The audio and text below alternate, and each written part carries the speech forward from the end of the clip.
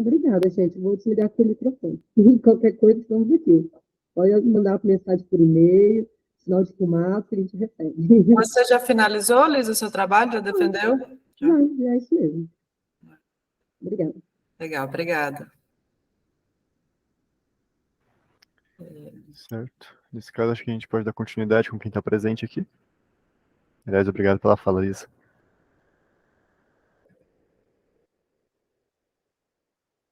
Acredito que seria a Ana Lorena, mas ela não está presente ainda.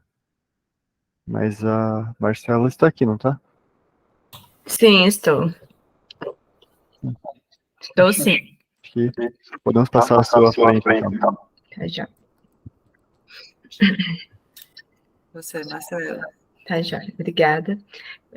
Boa tarde, eu sou a Marcela, Marcela Schiavo, sou mestranda da Unespar, Campus União da Vitória, no estado do Paraná, então falo aqui do norte do Paraná. Ainda estou no processo da pesquisa, agora já escrevendo, né? E aí eu vou apresentar um recorte do que eu já fiz.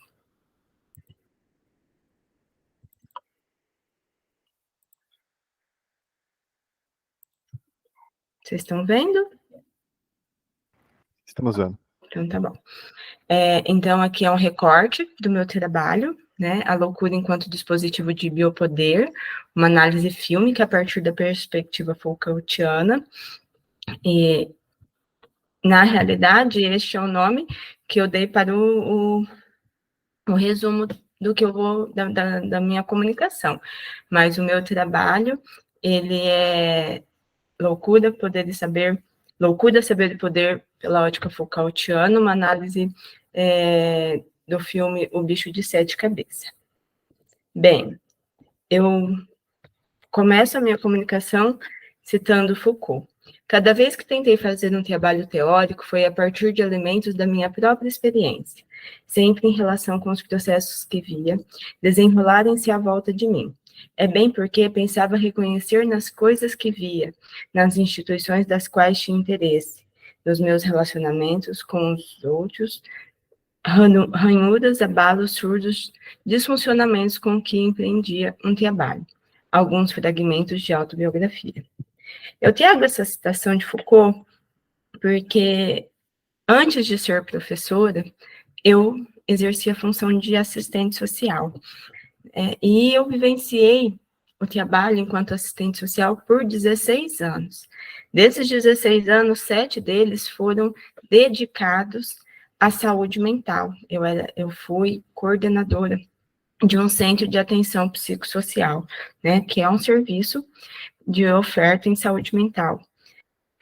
E lá eu vivenciei, né, várias situações e atendia muitas adolescentes, muitas famílias, muitas questões da escola em relação à saúde mental. E isso me angustiava muito, me angustiava mesmo.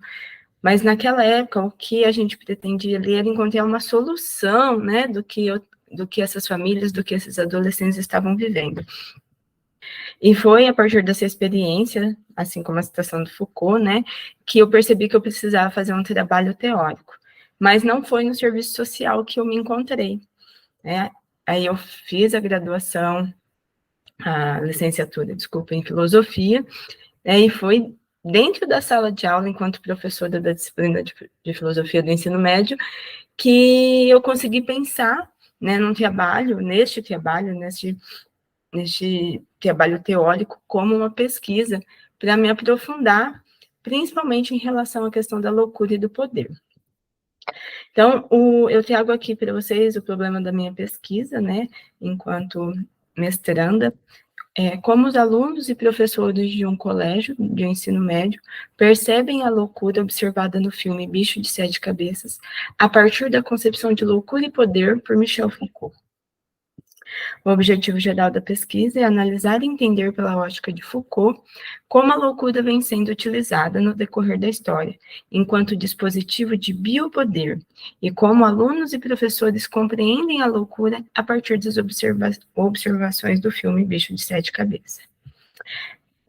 Para a gente chegar nisso, né, então eu trago Michel Foucault, né, e as suas ideias em relação à análise do poder e o mecanismo de controle, principalmente em seus cursos dos anos 70 e 80, que ele traz uma perspectiva teórico-filosófica dos mecanismos relacionados à loucura, né, suas narrativas, analisando como as relações de saber-poder mostram dispositivos de controle dos comportamentos e as práticas de controle e exclusão dos corpos, definido historicamente por padrões sociais.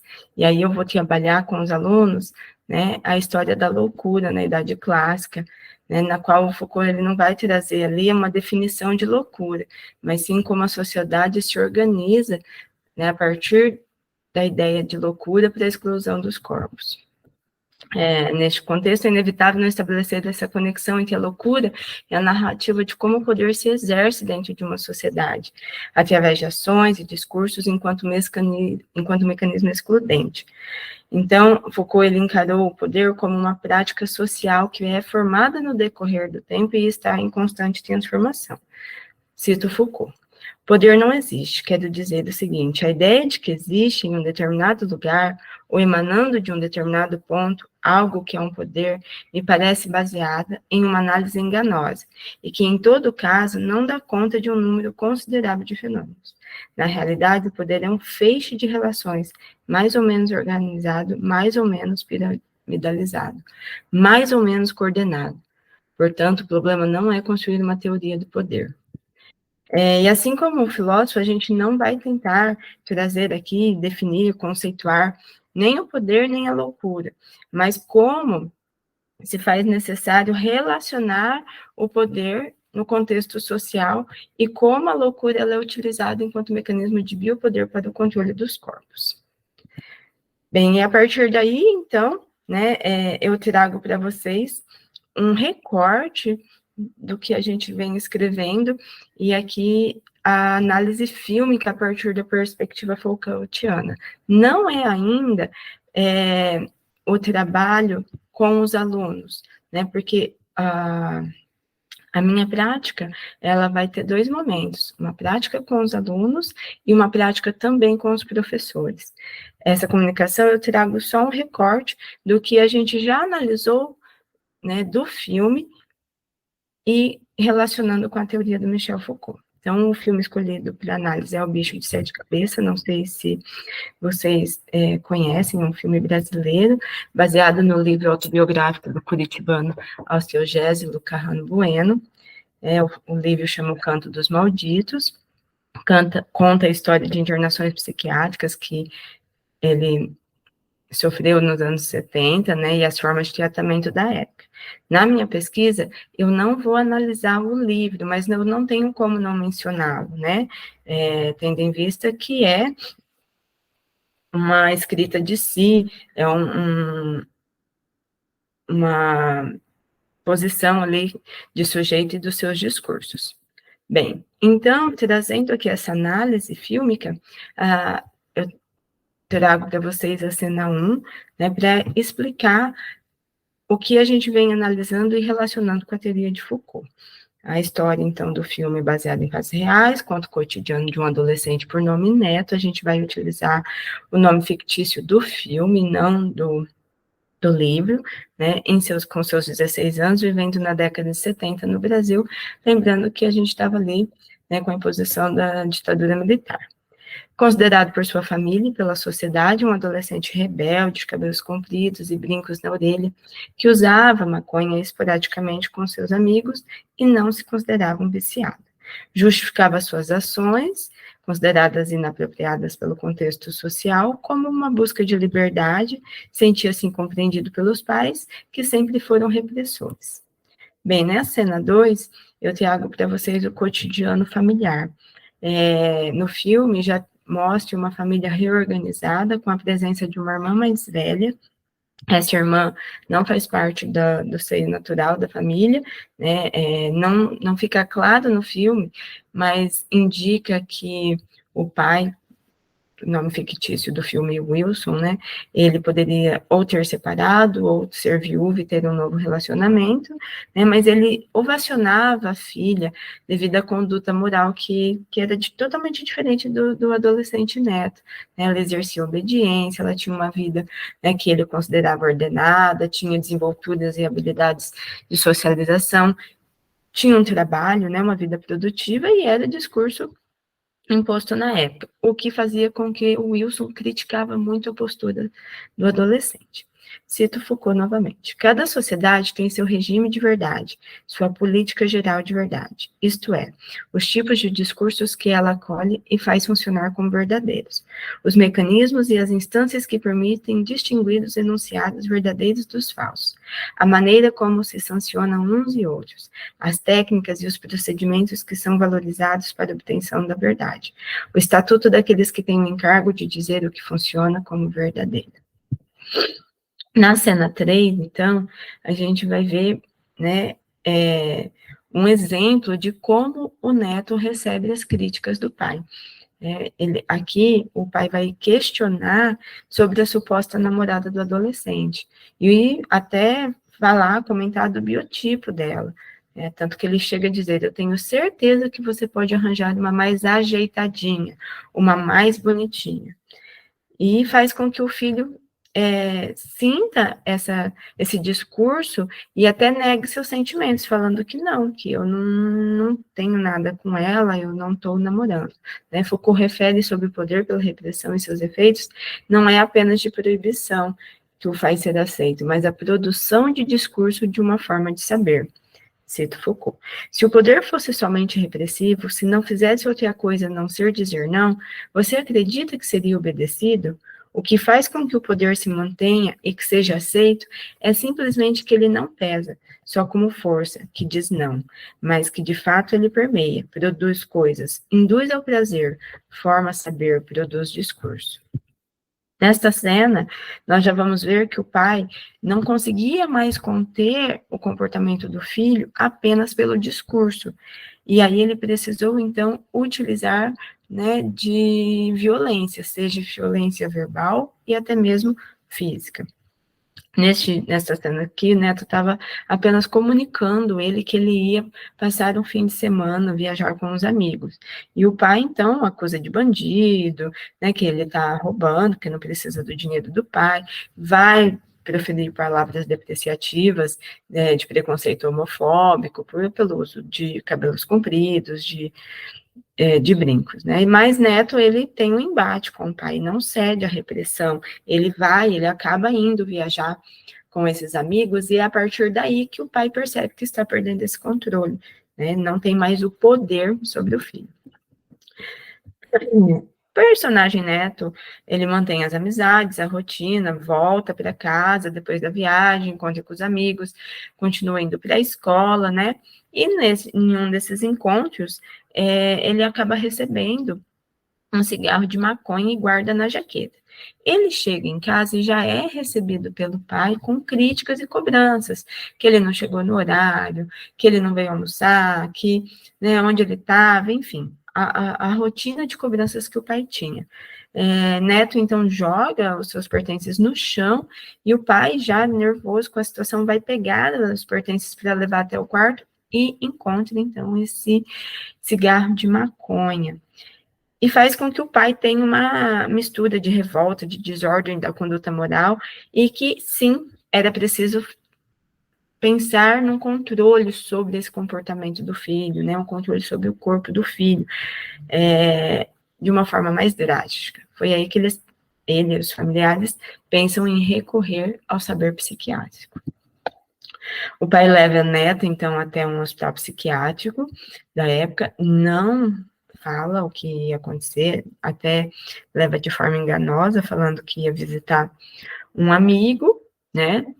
E o personagem, ele acaba sendo contido fisicamente, sem ser avaliado por um médico ou por nenhum profissional de saúde, e quando ele acaba ficando muito agitado, ele é silenciado através de uma contenção química.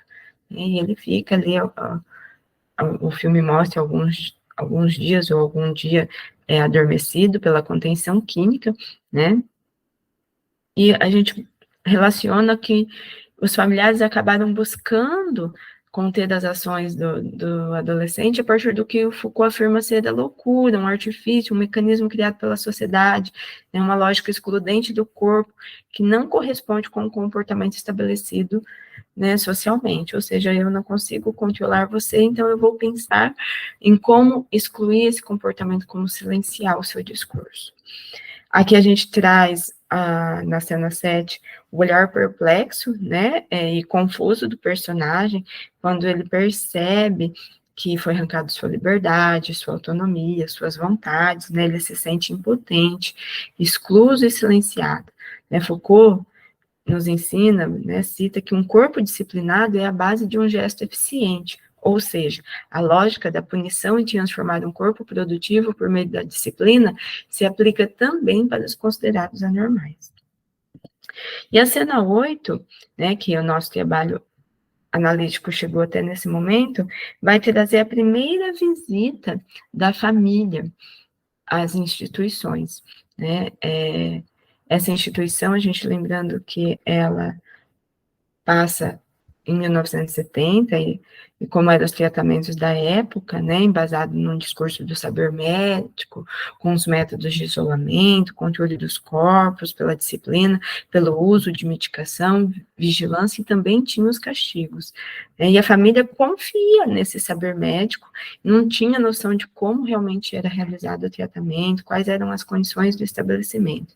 A cena demonstra o poder do discurso psiquiátrico para manter o paciente em tratamento, porque neste momento o médico psiquiatra vai falar para a família que na hora de encontrar neto, na visita, ele vai falar que ele é castigado, né, que ele é controlado, que ele está sofrendo, e que isso seria só uma fala para tentar convencer a família de tirá-lo do tratamento. Pois bem, o meu trabalho ainda está em andamento, a análise fílmica também está no processo de construção, né, assim como a pesquisa, e todo o material do trabalho empírico ainda não está concluído, mas eu agradeço muito a oportunidade de poder fazer essa comunicação até esse presente momento.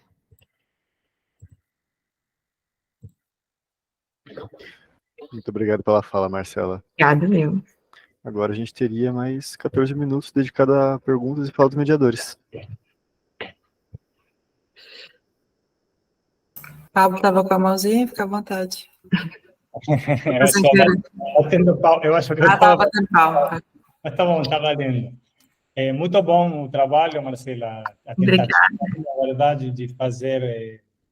também se aplica um pouco a Lisa, que eu não comentei o trabalho dela, também parabéns, né?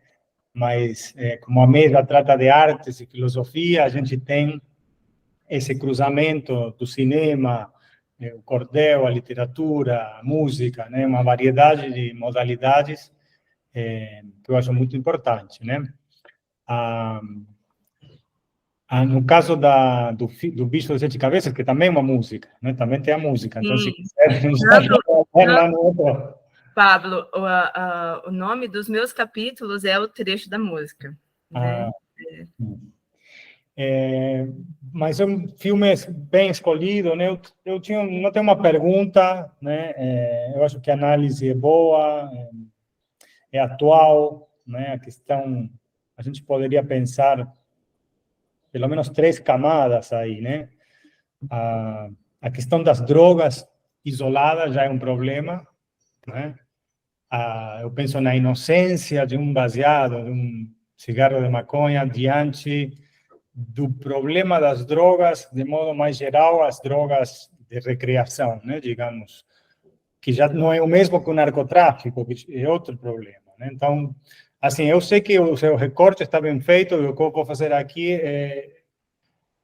é dispensável, digamos, mas eu quero pensar com você o que me levantou o trabalho para ver outras questões, né, que, de alguma forma, o mundo foi tão rápido, eu acho que é isso, né, que esse filme, que no momento foi impactante, quando eu assisti, eu lembro, não lembro agora que data que era, em que ano que foi, mas hoje ficou um pouco defasado, né, assim, o problema continua, mas se agravaram todos esses problemas, né? O narcotráfico piorou, né?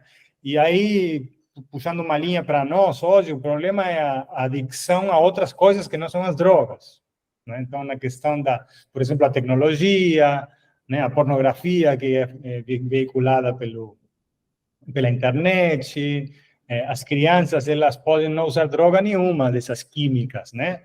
Mas a adicção à dopamina, que é o que a gente procura com esse uso, ela vem do próprio celular, né? Do uso das tecnologias, né? Então, se a gente pensa no filme para as crianças atuais e para os adolescentes atuais, ele não é tão forte quanto foi para mim, por exemplo, para nós, né? Acho que eles não dão muita mais atenção a isso. Muitos falam, maconha não tem nada a ver comigo, doença mental não tem nada a ver comigo, mas o problema é que vai ser futuro, né? De essas questões, essas adicções de hoje que são muito mais fortes. Então, essa seria a primeira camada, né? A questão das drogas e todos os problemas que se desdobram a partir disso, de um pequeno baseado aí no caso. Depois, a questão da loucura, que é um outro problema. Está muito bem, o filme está muito bem articulado e a análise que você fez das cenas também, mas a loucura, já o próprio nome loucura também está em desuso, né? Porque, como você viu ali no filme, ele é internado, toda a filosofia do Foucault sobre os hospitais psiquiátricos e tal, ainda tem, né, isso, mas tem também muita resistência e muita mudança para melhor, né? Dificilmente alguém vai ser internado de forma assim compulsória, a não ser que tenha violência ou precise ser controlado, né? Então tem um avanço em relação a essas questões. E depois a questão do saber psiquiátrico mesmo, né? Uma terceira camada da problemática que você levanta, que, como eu falei no início, né, acho que foi no primeiro trabalho, as doenças mentais são o que nos está afetando e vai nos afetar muito daqui pela frente, né? Você percebe que já tem outros nomes, transtorno de déficit, não sei o quê, depressão, que é uma coisa bastante comum, né? Ansiedade. Se for, assim, investigar, todo mundo tem um grau. Não é uma doença de um doente, é um transtorno que nos afeta a todos. Alguns têm um grau controlável, outros não, menos controlável. Mas quem vai me dizer, mesmo aqui nessa pequena sala, que ninguém tem um pouco de ansiedade, ou muita, ou depressão, e as outras que a gente está começando a conhecer agora. Então, assim, para pensar de forma filosófica esse trabalho, eu faria essa distinção dessas três camadas, um desdobramento desses três problemas. Talvez a pergunta seja saber o que você acha disso, né? Se você já pensou assim, mas parabéns aí pela ideia, e o tratamento que você dá com Foucault é também muito bem feito, muito pertinente, porque uma questão que eu faria para todos na mesa, mas eu não faço porque eu não quero ser chato e eu não quero ser velho, né? Daquela camada dos descendentes da escola francesa do ultramar, né, a USP dos anos 30 e até anos 60, ainda se discute isso, mas já foi também ultrapassado, é essa, né, como a filosofia está nesses trabalhos sobre filosofia. Tudo bem, tem antropologia, tem sociologia, tem interdisciplinaridade, tem ensino, tem a tentativa de empatia com as crianças, mas vai se perder, né, a leitura da filosofia, os conceitos, o argumento, o encadeamento das razões, a leitura estrutural, ou dá para compatibilizar? Essa é uma pergunta para vocês não me responderem, podem pensar depois, aí eu passo a palavra para a Marcela comentar a minha fala. Obrigado. Eu que agradeço, Pablo. Pois bem, sim, eu entendo que dá para levantar esses três pontos mesmo, né, para trabalhar o filme. No primeiro momento, né, quando a gente veio com a ideia de trabalhar o filme, não era pensando no uso de entorpecentes, em nenhum momento passou isso pela minha cabeça ou pela minha orientadora, mas depois, quando a gente aplicou a pesquisa, é o que ficou latente. Então, sim, a gente vai abordar isso. A gente queria trazer essa relação, né, do mecanismo de poder e também o que o Foucault fala, né, do que a loucura ela é uma invenção da sociedade e como ela ainda está presente. Por mais que você me diz que a loucura não, o termo não é tão usado, eu falo para você que eu não tenho esse momento aqui agora, mas para mim introduzir o tema loucura em sala de aula, a gente foi produzir um poema do que eles tinham que falar, o que eles pensavam em uma palavra do que era loucura, e a gente ia produzir um poema, desculpa. E realmente ainda tem essa questão pejorativa, essa questão taxativa, essa questão de rotular, que era a minha angústia lá enquanto assistente social coordenadora de um centro de atenção psicossocial. Então, eu também tinha essa visão que a loucura estava em desuso, e não está. Não está.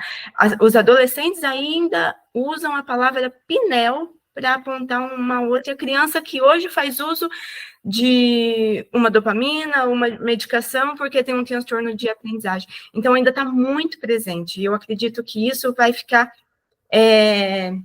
bem claro quando eu vim com a análise do que a gente levantou, né? Então, o meu trabalho, ele vai trazer, sim, essa questão das drogas, como talvez até uma abordagem preventiva, vai trazer essa relação, né, do que Foucault vai falar do poder e da loucura, e principalmente como esses conceitos, eles mudam, né, na sociedade.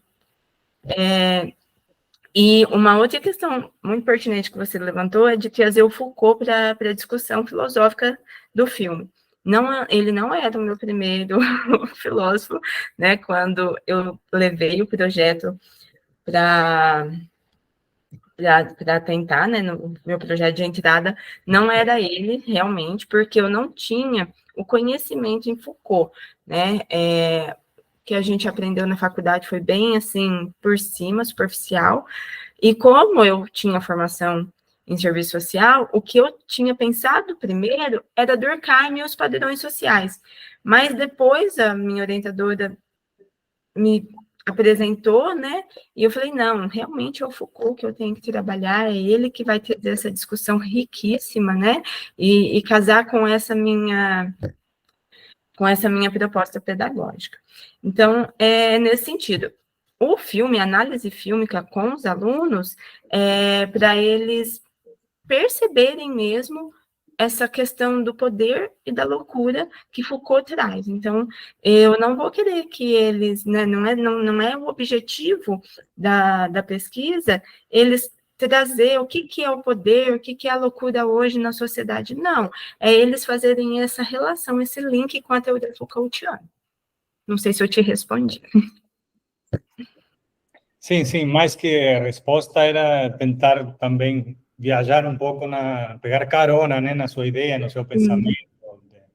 Eu falei, está bem estruturado e você está bem, assim, tendo essa experiência de serviço social, você amortizou bem, né, indo para a filosofia, né? Então, parabéns. Muito obrigada. Parabéns, Marcela. Acho muito pertinente a sua proposta e, infelizmente, atual, talvez, né? Concordo com o Pablo de que talvez do ponto de vista da dicção o filme não seja tão completo, tão atual assim, mas do ponto de vista da questão manicomial ele é atual, infelizmente, né? Esse é um campo que nós estamos em disputa, né? Está acontecendo agora essa disputa e sua experiência aí no CAPES pode te ajudar muito a pensar sobre isso, a contribuir para essa questão. É um campo também que o cinema brasileiro tem muita coisa. Então, tem muita coisa. Tem. Eu até pensei, te cortando um pouquinho, Alice, desculpa, eu até pensei em trazer filmes mais atuais. Eu não vou lembrar o nome de um filme agora, só que ele é dos Estados Unidos, mas eu sou apaixonada pelo Bicho de Sete Cabeças, a luta antimanicomial, e eu queria trazer também um pouquinho dessa discussão com os alunos, né, posterior ao filme, e eu trouxe, foi muito rica, porque, assim, hoje, até respondendo o Pablo, eles sabem que o tratamento em saúde mental é diferente. Eles sabem, né, os alunos, eles tiveram conhecimento que transitou também, né? Esse poder, esse saber médico também transitou e está transitando, até mesmo com os nossos alunos hoje que são diagnosticados aí com os vários transtornos. Então, esse saber médico, ele transita, e é isso também que eu quis trazer para os alunos. Mas, então, eu peguei o bicho de 7 cabeças para mostrar, né, essas diferenças que tem até mesmo no tratamento e as lutas que precisaram acontecer para o tratamento hoje ser do jeito que é. É uma ótima escolha, porque é um filme que deixa muito claro como que o manicômio cria um problema muito maior do que o problema que ele supostamente deveria resolver, né? Mas nós temos também Nise, No Coração da Loucura, que é... Maravilhoso, um pouquinho pesado, eu acho, até demais, né? Mas para ensino médio, você acha? Eu acho. Eu acho ele um pouco pesado, assim. Ele seria muito interessante, talvez, numa pesquisa futura, se a gente trouxesse ele para os educadores, né, para os professores.